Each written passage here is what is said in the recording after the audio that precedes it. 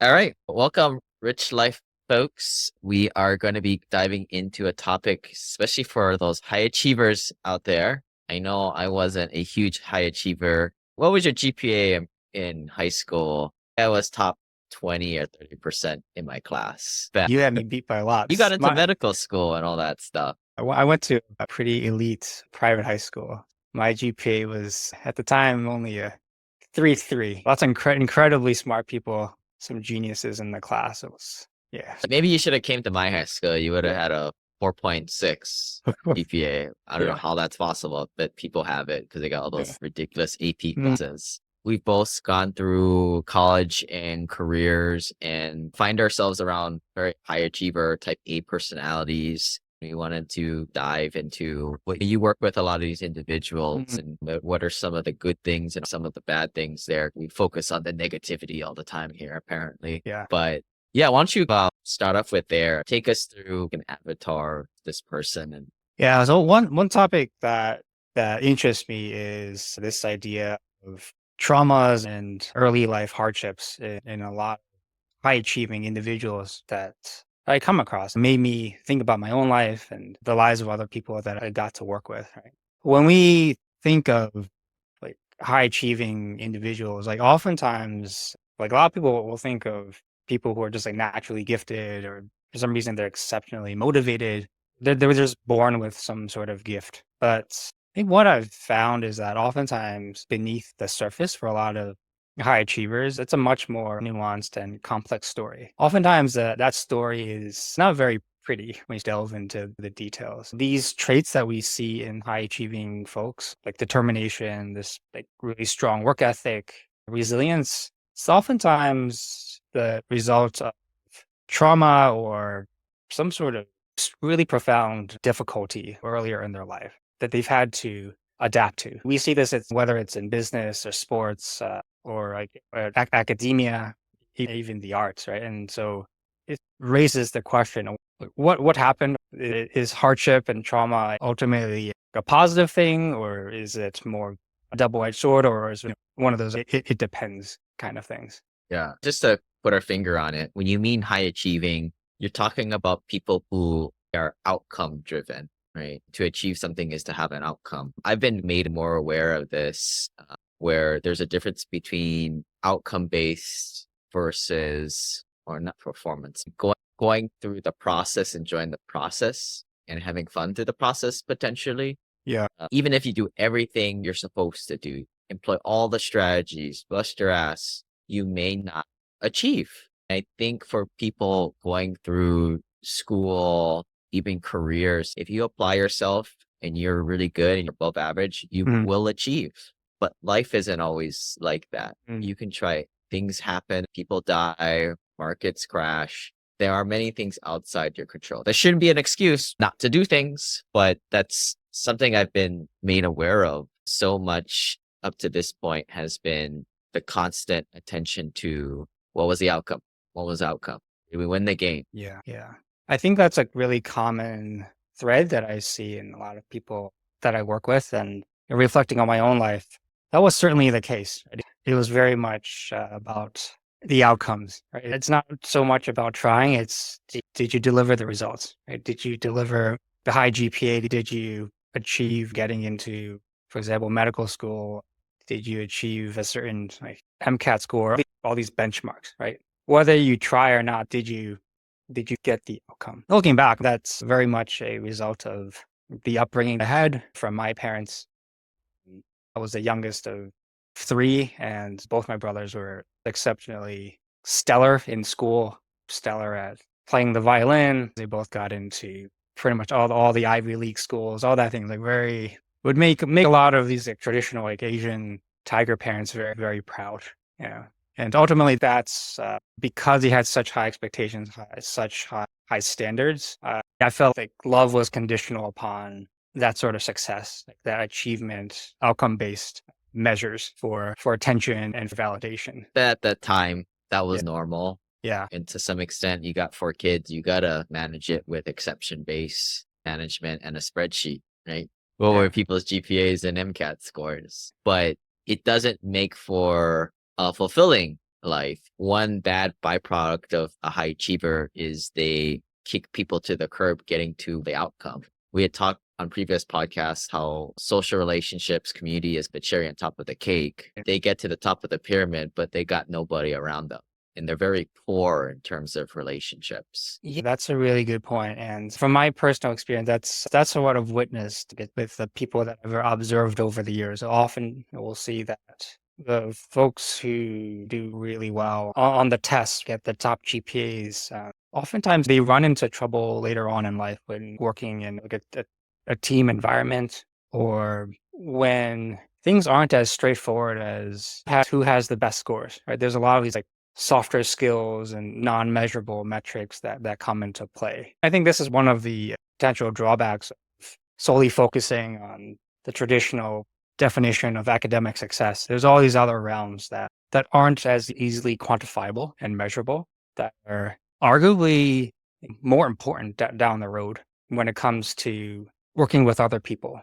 Oftentimes, when you get to a later stage in life, people around you know you're competent enough, but they want to work with somebody that has social skills, that can work in a team, that aren't just looking out for themselves. Maybe this will resonate with some people. Kobe Bryant was always known to be a bit of a hard ass, kind of a loner. Obviously, a high achiever, right? Scores a lot of points. But through midway of his career, the knock on him was that he never really made people better. I don't know if he ever got to that point that Jordan did in that category. That's why I'm a LeBron fan because we're like the same age, but he's totally different, right? He's joking with his teammates. He doesn't have to score the ball all the time. Mhm. He makes people better. At the end of the day, people talk about who's the better player, but maybe the real question is who had the better experience out of the two? Or maybe people, if you're listening, which one of those two personalities or paths resonate with you? If you just want to be like mama mentality, that's cool with you and that's what you want, that's fine.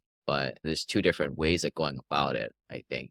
And it's just stupid sports, but I think you see that a lot, high achievers in the professional world. And especially when you get into the business world, if I don't like you, F you, I'm not doing business with you and you're going to die, right? If you can't play a knife with other people, you will die. And that, I think I guess that's where high achievers who don't play well with others can hide in the workforce. But business is the real world, I think. I agree.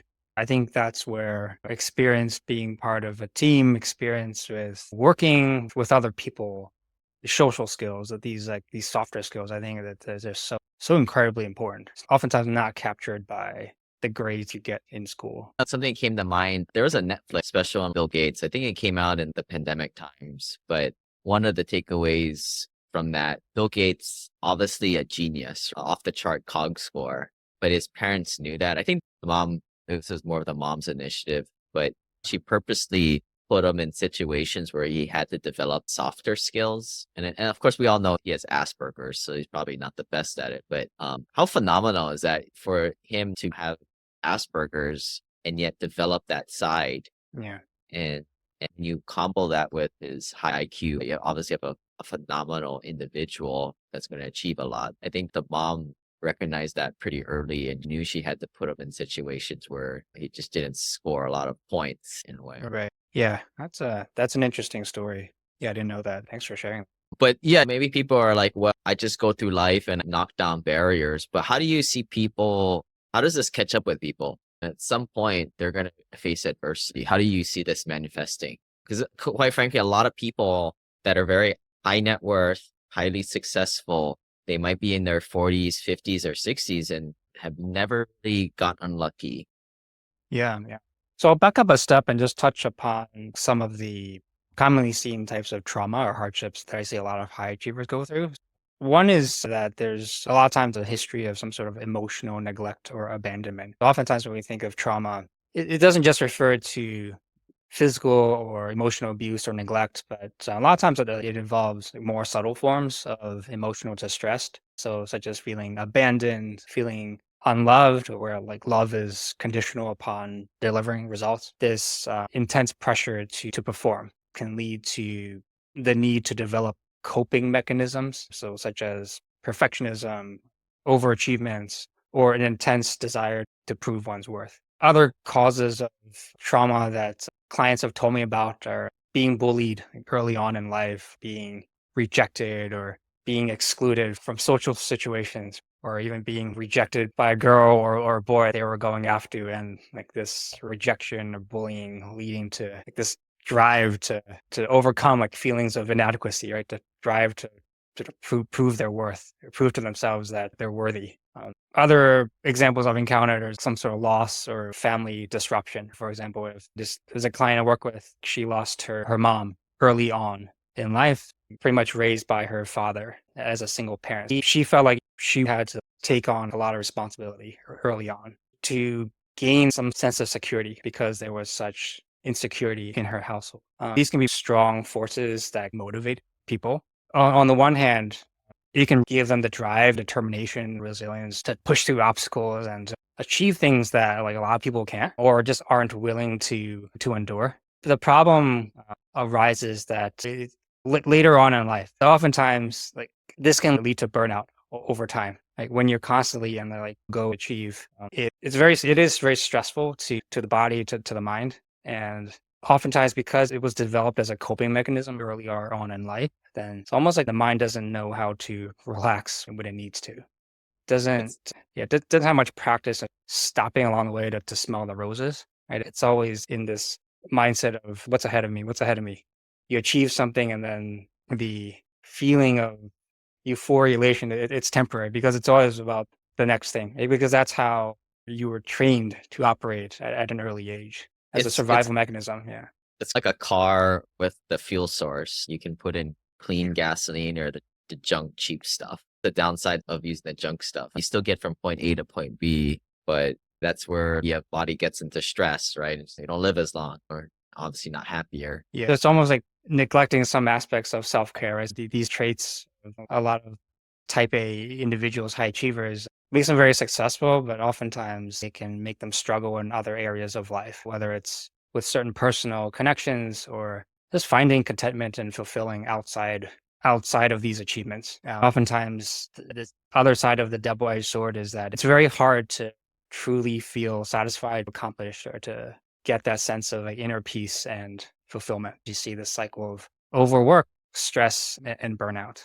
To take a page from your running, there's a couple ways to go about it. You can get the fuel source from beating that other guy and really showing him. The other way would be like, let's go do our run, but let me try and encourage everybody so we all can run faster, right? Obviously, I think that's a community-based goal. I don't know if there's a third way of just moving your legs, the right rhythm. That's another way of doing it. Yeah, that sort of reminds me of my own journey with endurance running. I've lost count how many marathons or ultra marathons I've done. I think somewhere around like 14. But I took that up and got pretty serious into it, working with a coach and really treating it as a science and hit some great goals. Ultimately, ran in the Boston Marathon a couple times, ran under 3 hours for the marathon. Then I realized that this mindset I had with running was very much achievement oriented, outcomes based mindset that was a result of early childhood struggles, right? So even though I thought the ironic part is even though I thought I was doing something separate, it was about like proving to myself that I could be good at something other than academics, right? I never saw myself as an athlete. But then ironically, I realized, wow, I was actually approaching it with the same mindset that I was using. What was the breakdown? Why didn't you just keep doing it? Yeah, good question. Ultimately, no, as more things got piled onto my plate. At the time, I was operating pretty much a full-time medical practice, like my own business. I had people working under me. My wife had a full-time job. She's commuting into the city. We just had our second child. So we're doing all these things. And a tipping point came, all the stuff on our plate actually ended up affecting our marriage. That was what was suffering. My wife is in a very similar way. She was very active with running as well. Later on, we realized we both had this very type A mentality in regards to exercise and fitness. Yeah. But And then that's just how it manifested for you. Could be different for other people. could be You know, different for other people. So we learned firsthand like what can happen when you like overemphasize on one thing, and we learned that wow, like the way that we approached what was supposed to be something that's for recreation and for fun, it somehow veered in a direction that was not our original intent, but we ended up using the same achievement oriented mindset in the area of like fitness and exercise. at the time, did you have like a overall coach to help you take self-inventory, or was this just you happen to be self-aware enough and lucky enough to catch? Yeah, so when we almost hit rock bottom with our relationship, that's how like we got into the personal development space. We ended up seeing couples therapists, and then from there, I decided, oh, like there's something more here. Let me go work with my own personal therapist, unpack things from my earlier childhood and experiences. And once I went down that door, then discovered the entire like personal development space, and then for the rest sort of is history. And I realized there's an entire new journey here, like self-discovery and personal growth. But it took almost hitting rock bottom to spur us into action, examining all the different aspects of our life. Like, where did things go wrong? And then you realize, dang, the experiences and the difficulties from childhood really carry over. The other person too is bringing along their own traumas or unresolved conflicts, and then you put the two together, and it's an interesting result, to say the least. Yeah, and that's where some people, unfortunately, like they haven't had that bottom moment. That's why we implore people to listen to this podcast so you can Yeah. learn from other experiences and take inventory of things before they get halfway bad and make proactive steps. But in reality, we don't learn anything or make changes till something breaks, right? There's Unfortunately. pain. And then it also leads to the question of why don't all people who go through trauma become high achievers, right? Because two people can go through the same experience and have very different takeaways and very different stories in their minds. And I think some of the factors that could influence whether one takes trauma and like uses that as a transformative experience to take control of their own life versus someone having more of a victim mindset is who are you hanging around with in your support system, right? What podcasts or what books or like some of these are by chance, right? Did you come across a voice or an author or a speaker who had an empowering message that somehow got through to you?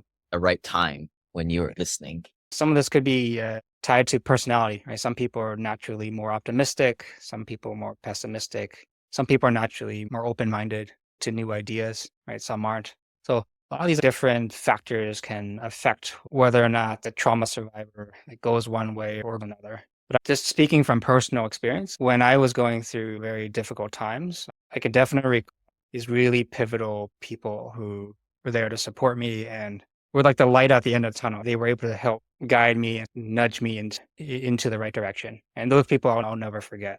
I, Mm, I look at that as the seed was put in the right soil pot with the right nutrients. And sometimes you got to give yourself the best chance for survival. But some people go down these mental downward spirals and they just mind F themselves.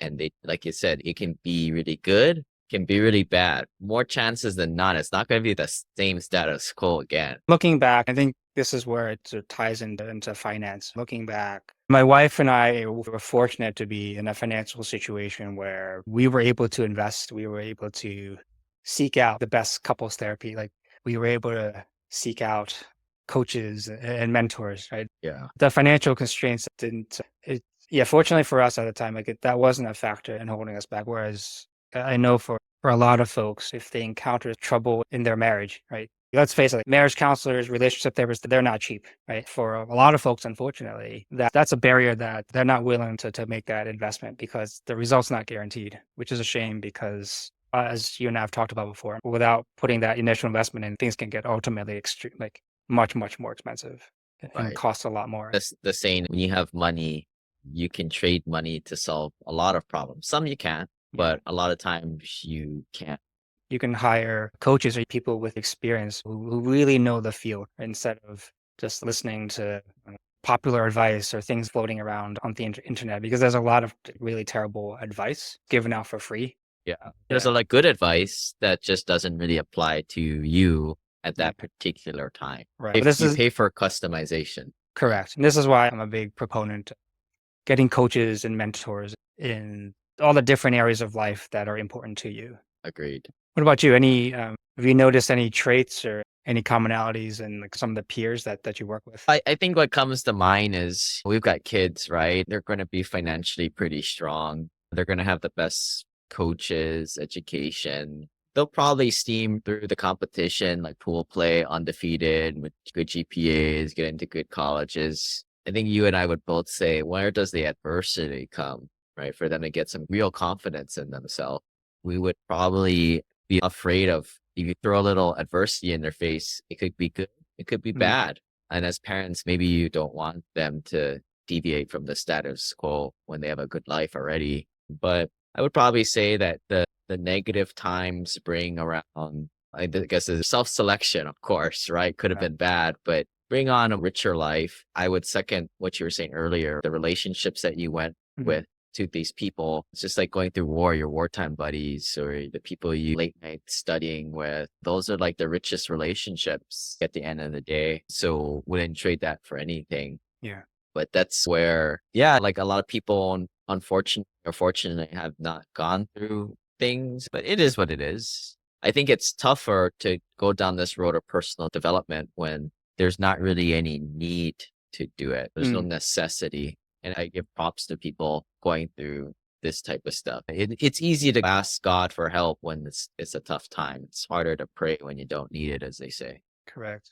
I like what you brought up about how are the kids going to end up, especially if they come from parents who have more means than the earlier generation. This leads to the idea of not wanting your kids to have everything handed to them in life. You do want them to go through struggle and adversity, but in a healthy way. We don't want it to be traumatic in the sense that it'll leave them deep scars and affect their future relationships and interpersonal realms, right? But you do want them to have a good amount of struggle, but healthy struggle. I think one thing we could all do is just reflect back on our own personal journey, think back to all the struggles and triumphs that we've had. And particularly in the case adversity and struggle, just reflect on what is the story that we tell ourselves, right? Is that story empowering us or is it a source of limiting beliefs and ultimately and ultimately it's really important because the story that we tell ourselves is it's one that'll really shape the rest of our lives. In my own case, having gone through this whole personal development journey and in many ways I'm still embracing this journey. I realized that for a lot of years I was carrying a lot of anger and resentment from my original story. But then I was able to work on myself and ultimately came to a point where I was actually really thankful for like everything that I went through. That ultimately led to like, more compassion for myself, but also for all those who came before me, even those who wronged me. So for a lot of years, I thought my parents they did a lot of wrong things. Ultimately, I realized this is their first time doing it too. What kind of trauma did they come from? What's their story? They came from a war-torn country, right? And it made me think, what did their parents go through? What kind of struggles did they endure? They didn't have the luxury of working with coaches, therapists, and personal development experts back then. It was all about how do you get safety and security and food on the table? And just having that longer view of not only my story, but the stories of those who came before me actually gave me a lot of perspective and ultimately empathy. And to realize, gosh, we all have the power to give new meaning to our old stories. And our stories aren't fixed. It's all about the perspective. It's all about the lens in which we view it. And that was pretty darn cool. Yeah. The past podcast that we did in July 2024, where we say it could be good, could be bad, the parable of a Chinese father, I would say go back and rewatch that on the YouTube Yes. channel. And I think for people who are still achievers, you Mhm. never really get away from it. Maybe the goal is not to get X amount of dollars or status, but it's more kind of what you did. You got a little bit of self awareness and then you found autonomy. I think that's the Yeah. big goal to achieve. I'll close it out with one last suggested activity. They call it timelines. So you write down in a graphical way the high points and low points of your life. Try and find something at least every 5 years. You graph it out and you take notice of where you came from, what was good, what was bad, the good things, the bad things, what you do after, what stories did you tell Yeah. from those events. I think that just doing that and getting momentum from that can be very insightful. If you Google timelines, I think it Mm. will come up. I love that. That's something I'm actively working on called a story bank. But essentially, you go back in your life and you just think back of all the various memories and you fill in and you write it in your journal, your story bank, all the details you can remember and lessons learned, right? And the goal is to document all this and one day give it to the kids. Yeah, and I guess exactly what we're saying, these events, they could be monumental They could have been the smallest of things, but it's all the Yeah. stories that you associate. What story did you derive off of that? Yes. And ultimately, the story will dictate the meaning, and the meaning will have a profound impact on how you view your life. Yeah. Sometimes if people have ever done this in a support group, the mistake happens where everybody's trying to find the most gruesome, traumatic things, ups and downs. But sometimes it's not those things that deviated our life off of and created that story that took us to a good place Yeah. or a bad place. If you've never done the lifelines, do it the first time like that, Mm. but then look for the nuances later on. Thanks to everybody for joining us, and we'll see you next time. Bye.